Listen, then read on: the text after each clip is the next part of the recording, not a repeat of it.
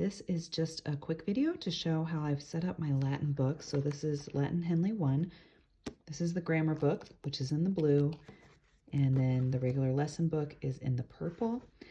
If you head over to FedEx, I'm sure there's other places as well, you can have them chop the book and then they can spiral bind it for you.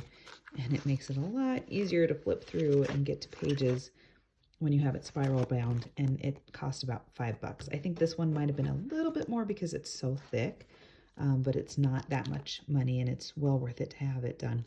So the way I have done these pretty much follows what Alexis shows in Jam with Latin on the grammar book, and actually the tabbing on the other book. So the way she has it is nouns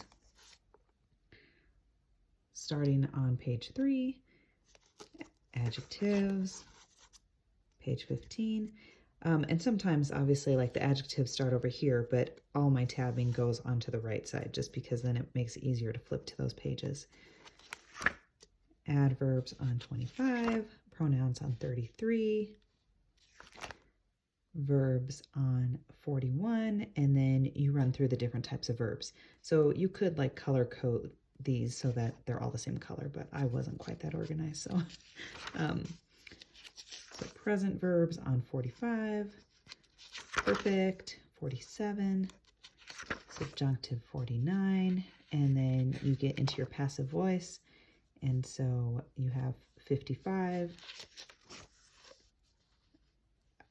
57, that perfect is on 59, and then subjunctive for that one is on page 61. So that is the grammar book. Now the Latin, or the main lesson book, she suggests doing master up here for your master vocabulary list. Well, the first two are vocabulary list. So you have those on page 91 and on page 217. So those are vocab, and then the last master list is a bunch of verbs, and that's on 473. And then there's a Latin and English, Latin to English vocab in the back on 489, and then an English to Latin vocabulary in the back on page 499. And then the other thing that I have done, she suggests to do kind of lesson 1, lesson 2, lesson 3, but I didn't want to write all that out, so I just put the 1, 2, 3, and then those will coordinate with the start of the lesson.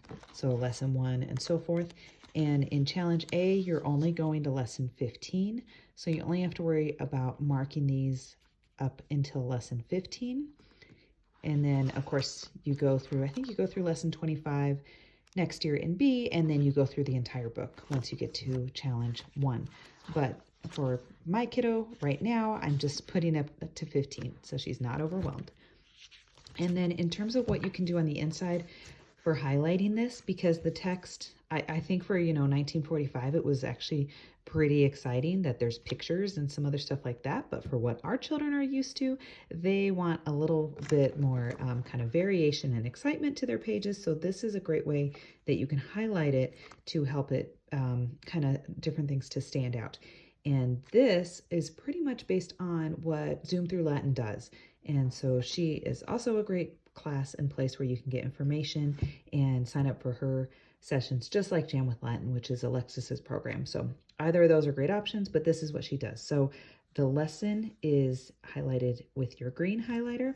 So you can see you're just doing that at the start of the lesson. And then within the lessons, there's sub-numbering. So he'll number it like 1 through, 5, and then they'll have a title. And so those are in orange for the subtitles. You can see these over here. Helps you just find those quickly. Grammar stuff is in blue. Usually grammar is on these little call out boxes, but just because you see a box doesn't mean that it is important. Sometimes you can have a box, well, these are rules, grammar rules, but sometimes you can have a box that is a quote, like a motto or something that's famous that's written in Latin, and you don't necessarily need to highlight that because that is not as important.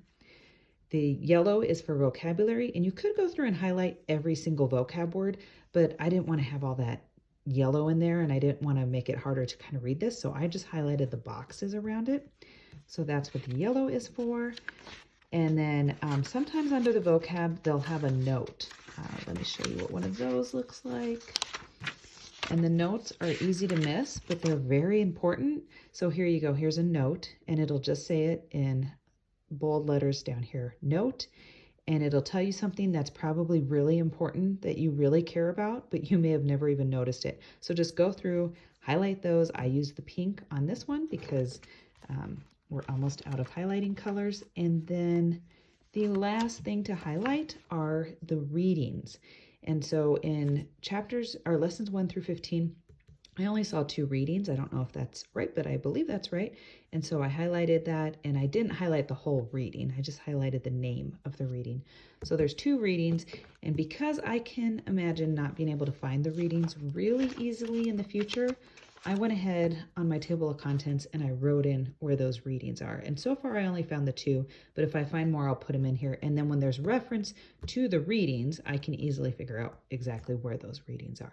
So hopefully this is a help on how to make this a little bit more organized for your student as they're starting with Latin 1 in Challenge A.